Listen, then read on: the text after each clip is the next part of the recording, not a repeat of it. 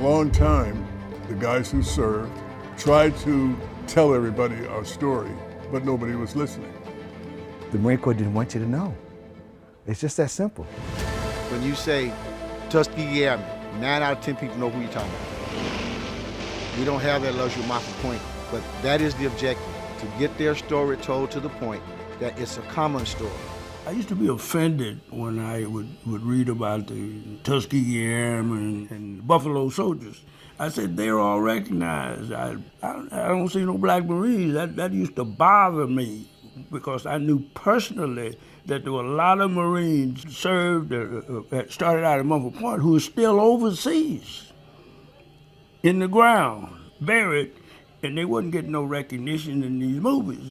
The Montford Point Marines were the first African-American battalion, a story not often told.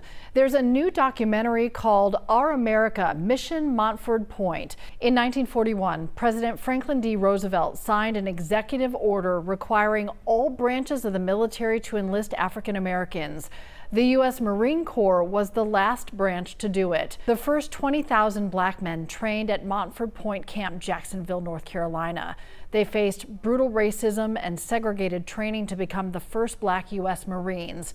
They were allowed into the Marine Corps to prove that they could not be Marine. And the whole idea was to frustrate you so much that you would either quit and go home or stay in. I wasn't about to quit. They were the best and the toughest. They went on to be a critical force in the efforts of World War II.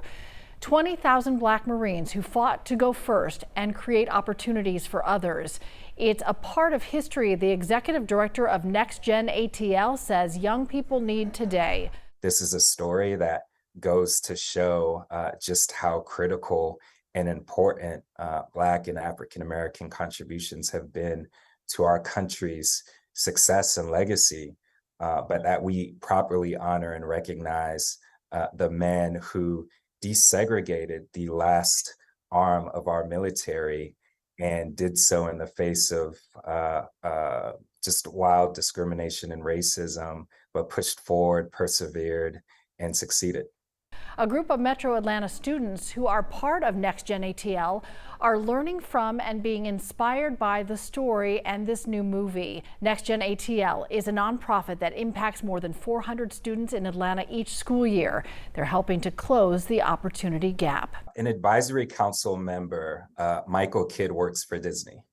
And so he brought the project to our attention, and he's been doing a ton of work connecting our alum with career opportunities. And so we've been building out our alumni support system and infrastructure. And he said, it would be great to highlight this story. It's so powerful to the young men and women you serve, because similar to the lives and experiences they lead and have, they're facing internalized and structural racism every day and have to put one foot in front of the other and persevere and fight and push on. And so we're excited. We're inviting our students, we're inviting our families and guardians to just learn more about our collective history.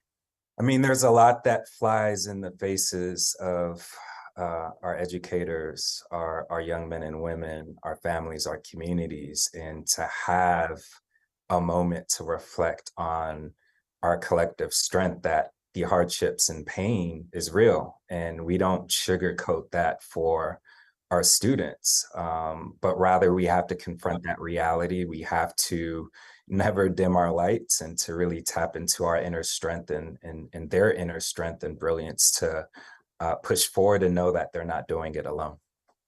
It's history, right? And this is a story that hasn't been told, in a history that has been buried for decades, that's just now being unearthed to the world. And so for our students, they have their own stories that they're currently writing. And so to use their voices to put details and to color in their strength, their successes, their hopes, their dreams, and to not sit quietly with those, but to put those out there into the ether and to really tap into this community of support that we're building to work towards not just attaining, but securing those goals and dreams and being prosperous long term.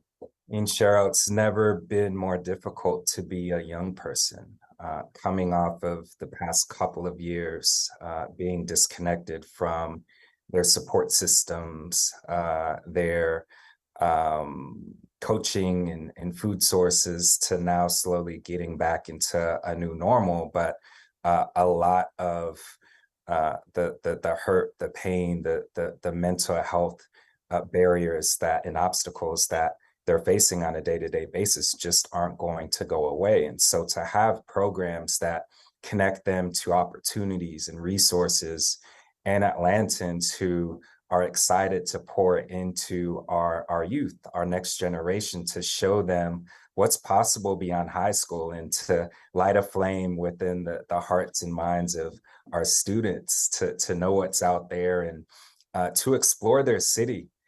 We all know that you drive a few exits up 75, 85 and the world completely changes. And many of our young men and women have yet to explore and immerse themselves in their city, our city. And so to have programs like Next Gen that are building these pathways of opportunity to show our young men and women what's possible to help unearth their own brilliance and talents, provide an enriching and positive path to college and career is so important and is so critical, not just for the now, but for the future success of our city. Pretty soon, the last Montford Point Marine would take their final breath. In 2011, President Barack Obama signed a law awarding all Montford Point Marines the Congressional Gold Medal.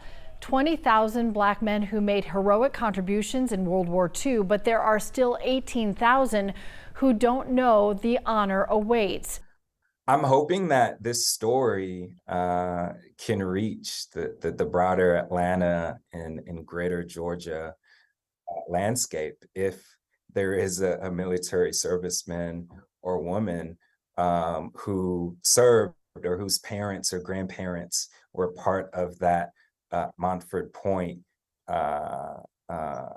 group, that they can take pride, but also be connected to the great effort to award those medals and that recognition to those families and individuals. So I think, we say all the time, Cheryl, that if you can see it and experience it, you can become it. And for our young men and women to come into personal contact with those servicemen would be such a powerful symbol of perseverance and strength in the face of institutional and internalized racism.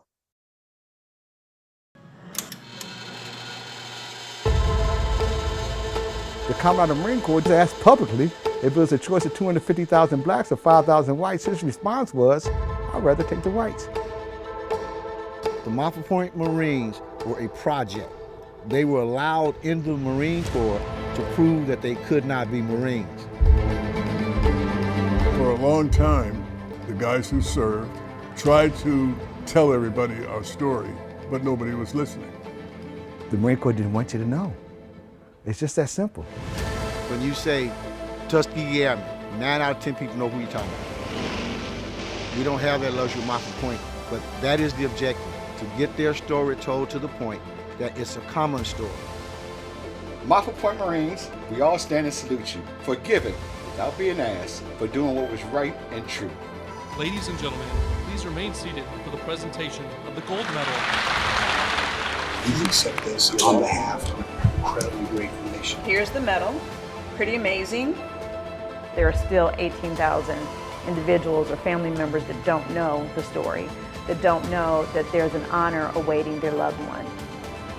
Pretty soon, the last Montford Point Marine would take their final breath. My mission is to make sure every member gets the medal.